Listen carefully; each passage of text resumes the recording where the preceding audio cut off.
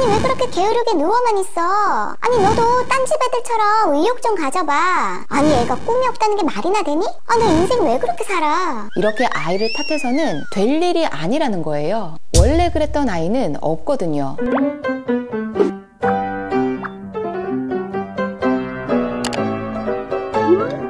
안녕하세요. 어디든 학교의 하유정입니다. 혹시 아이가 이런 말 할 때 있나요? 이거 꼭 해야 돼? 아 그냥 다 하기 싫어. 아니 아무것도 안 하고 싶다고.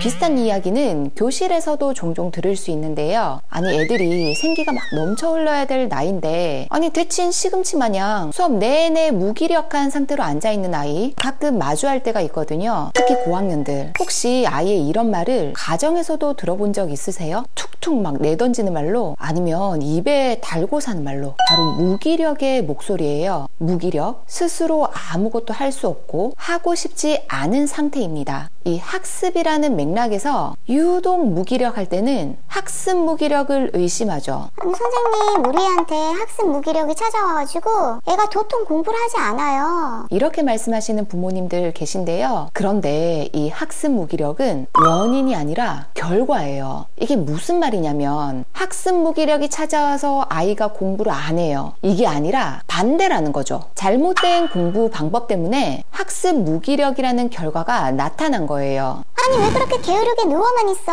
아니 너도 딴 집 애들처럼 의욕 좀 가져봐. 아니 애가 꿈이 없다는 게 말이나 되니? 아 너 인생 왜 그렇게 살아? 이렇게 아이를 탓해서는 될 일이 아니라는 거예요. 원래 그랬던 아이는 없거든요. 아이가 엄마 아빠한테 차마 말은 못하고 가방만 메고 학교나 학원 왔다 갔다만 하는 아이들, 혹시 우리 아이가 그런 건 아닌지 우리 아이의 마음속 신호를 놓치지 마세요. 그래야 아이를 도울 수 있습니다. 학습 무기력이 찾아온 아이에게 내리는 5가지 처방전 말씀드리도록 할게요. 첫째, 수준에 맞는 적기 교육이 필요합니다. 아이들에게 학습 무기력이 찾아오는 이유는 너무 어려워진 공부를 이겨내지 못해서거나 이겨낼 수 없었기 때문인 게 좀 많아요. 학년이 올라갈수록 더 어렵고 더 심화된 내용을 학습한다는 것은 너무나도 당연한 거지만 이때 자신의 인지 능력보다 더 어려운 공부를 해야 할 때 아이들은 어쩔 수 없이 좌절을 맛볼 수밖에 없거든요. 이 넘어서는 수준 자체가 넘을만 할 수 있어야 되는데 그 갭이 너무 크단 말이에요. 그래서 이 너무 갭이 큰 선행학습에 만약 아이가 너무 허덕이고 있다면 과감하게 멈출 수 있어야 돼요. 용기와 결단이 좀 필요하겠죠. 그런데 학습 무기력을 겪어가지고 이 아이가 어둠의 시간을 너무 길게 가지는 것보다 조금 더 좀 천천히 가는 게 더 바르고 빠르게 가는 방법이에요. 둘째, 성과를 눈으로 확인시켜 주세요. 자기의 노력이 눈에 보이는 형태가 되면 의욕이 한층 더 생겨서 더 매진할 수 있게 되거든요. 공부도 마찬가지예요. 매일 해야 할 공부가 있다면 그걸 뭐 종이에 적고 다음엔 시원하게 막 선을 쫙쫙 그어 나가는 그런 것도 눈에 보이는 하나의 방법이 될 수 있겠죠. 공부가 지속되기 위해서는 해냈다는 성취감이 중요합니다. 완벽보다는 완성의 기쁨, 이 성취의 보람을 스스로 이렇게 체크하면서 눈으로 확인시켜 주세요. 그 다음 셋째, 작은 목표로 큰 성공 경험 주세요. 제가 앞에서 성과를 눈으로 확인하는 그 과정이 굉장히 중요하다고 말씀드렸잖아요. 그런데 이때 주의할 점이 하나 있어요. 현실 가능한 걸 적어야 되겠죠. 그래서 엄청 조그만한 목표여야 돼요. 사실 막상 공부를 하다 보면 생각처럼 계획대로 진행이 좀 잘 안 될 때가 있잖아요. 해야 할 공부는 막 밀려가고 지워지는 건 하나도 없어. 그러면 오히려 학습 무기력이 더 깊어질 수 있어요. 아니 해볼 만한 일이어야 자기 효능감이 높아지겠죠. 애들마다 모두 다 다른 속도, 모두 다 다른 기질, 각자 다 다른 삶을 살아요. 남들의 목표, 그리고 남들이 이게 평균이라고 하는 그 목표에 내 아이의 목표를 자꾸 맞추려고 하지 마세요. 제발 그 불필요한 경쟁과 비교에서 한 걸음만 물러서 주세요. 그리고 동시에 이걸 좀 떠올려 주세요. 아이가 계획을 세우고 또 시도해봤던 그 모든 것은 다 칭찬받을 만한 일이라는 걸요. 무기력을 겪는 아이라면 이 시도와 도전 같은 그 단지 하려는 마음을 먹은 것 자체가 이미 성공이에요. 칭찬해 주셔야 돼요. 자, 이제 넷째, 쉼을 주세요. 공부만큼 중요한 게 휴식입니다. 그런데 이 휴식이라는 건 굉장히 까다로워요. 그냥 가만히 있는다고 휴식은 아니에요. 자칫 잘못하면 그 다음을 위한 휴식이었던 게 아니라 이 모든 것을,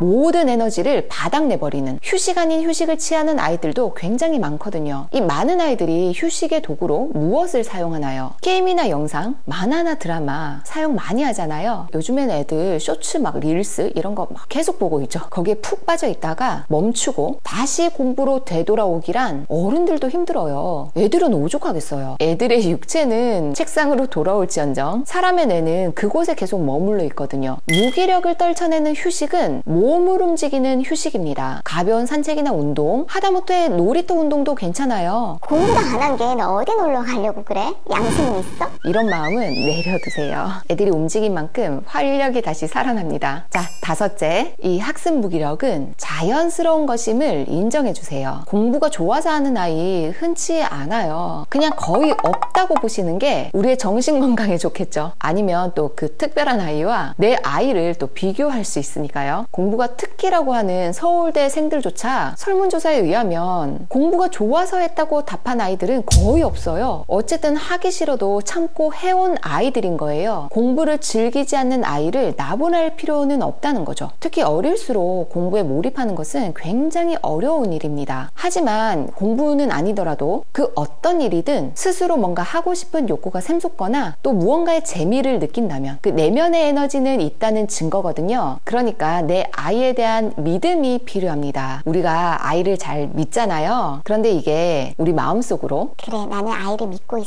이러는 걸로는 충분하지가 않아요. 아이에게 믿음을 표현해 주셔야 돼요. 너가 지금은 좀 무기력할 수 있지만 곧 툴툴 털고 일어설 수 있는 아이라고 말이죠. 이렇게 아이 토닥토닥 이 무기력이 찾아왔다는 아이들 결국은 잘 버티고 잘 이겨내거든요. 좀 시간은 걸리더라도 다시 책상 앞에 반듯하게 앉을 거거든요. 그런데 그냥 가만히 놔둔다고 그러진 않을 거예요. 조건이 있어요. 완벽하지 않아도 괜찮아. 공부 부담 같은 건 좀 내려놔도 괜찮아. 이 괜찮아 라는 치유의 주문을 좀 외워주셔야 돼요. 그럼 꽤 괜찮아질 거예요. 우리 부모님이 아이 곁을 딱 든든하게 지켜주고 계시잖아요. 그러니까 이 학습 무기력이 찾아왔다는 아이들, 이 무기력에서 벗어날 수 있는 그 실마리는 아이가 아니라 부모님이 지고 있어요. 이 사실을 꼭 기억해 주셔야 돼요. 그럼 학습 무기력이 찾아왔다는 아이들, 그리고 또 언젠간 또 찾아올 수도 있는 아이들, 그 아이들을 위해서 우리 5가지 기억을 꼭 해주시면 좋을 것 같아요. 그럼 저는 다음 영상에서 다시 찾아뵙도록 할게요.